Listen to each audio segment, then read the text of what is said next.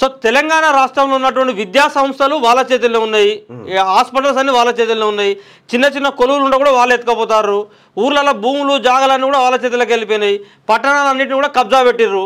అంటే తెలంగాణ రాష్ట్రంలో ఉన్నటువంటి సంపదను మొత్తం వాళ్ళ చేతుల్లో పెట్టుకొని ప్రజలను బిచ్చగాలుగా చేసుకుంటూ 5,000, 3,000, 2,000 రూపాయలు ఇచ్చుకుంటూ మన ఆత్మగౌరవం పైన దెబ్బ కొట్టి సో మనదల్లా మనకు పంచాయతీలు పెట్టుకుంటూ ఇన్నాళ్ళు కుర్చీలు ఎక్కేటువంటి రాజకీయం వాళ్ళు చేసుకొచ్చారు, భవిష్యత్తులో చేయబోతా ఉన్నారు.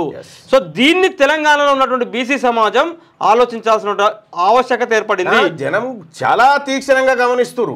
ఎగ్జాక్ట్లీ ఇలా తెలంగాణ రాష్ట్రంలో ఉన్నటువంటి బీసీలంతా అమ్మ కొడుకులారా మీరారా ఇన్ని రోజులు మా కొంపలార్చింది, మా మధ్యలోనే తిరిగి మా దగ్గరనే మాకు కయ్యాలు పెట్టుకుంటా కచ్చీరు కాడ కూర్చొని మాకే తాకులాటలు వీని భూమి వానికి వాని భూమి వీనికి చేసుకుంటా మోసం చేసి ఈ దొంగతనంగా ఆఖరికి ఉద్యోగాలు కూడా ఎట్లా దొంగతనంగా ఎత్తుకపోయారో చూడు.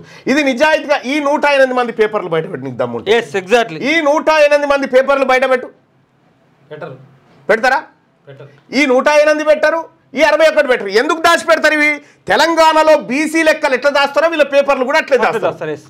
తెలంగాణ రాష్ట్రంలో ఏ కులం వాళ్ళు ఎంతమంది ఉన్నారో చెప్పడానికి భయపడుతున్న పిరికి పంద ఈ రాష్ట్ర ప్రభుత్వం. ఎగ్జాక్ట్లీ పిరికి పంద ప్రభుత్వం ఇది. నీకు దమ్ముంటే నిజంగా ఈ ప్రభుత్వాన్ని నడిపే మొనగాడే అయితే నువ్వేమో నల్లమలలో ఎక్కడదో అడవి జంతువు పేరు చెప్పుకుంటావు.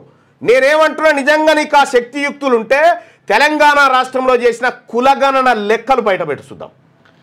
రెండోది, ఈ భూసాని వెంకటేశ్వరరావు ఇచ్చినటువంటి డెడికేట్ కమిషన్ ఏం రికమెండ్ చేసిందో ఆ రిపోర్ట్ బయట పెట్టు. నీ ఎక్స్పర్ట్ కమిటీ అని వేసినావు కదా, ఇండిపెండెంట్ కమిటీ, ఆ రిపోర్ట్ బయట పెట్టి నీకు దమ్ముంటే దొంగతనంగా మాయి దాచుకుంటూ మా లెక్కలు దాచుకుంటూ దొంగతనంగా ఉద్యోగాలు ఎత్తుకపోయేటువంటి నీది మా పేదల ప్రభుత్వమా?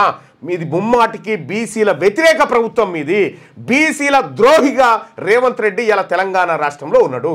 నువ్వు గుర్తుపెట్టుకో ఇవాళ బీసీల నోట్లో మట్టి కొడుతున్నావు కదా, బీసీలను అణగారిన వర్గాలను ఆగం చేస్తా ఉన్నావు కదా, ఈ రోజు ఖచ్చితంగా నీ జాతికి వస్తుంది ఒక రోజు.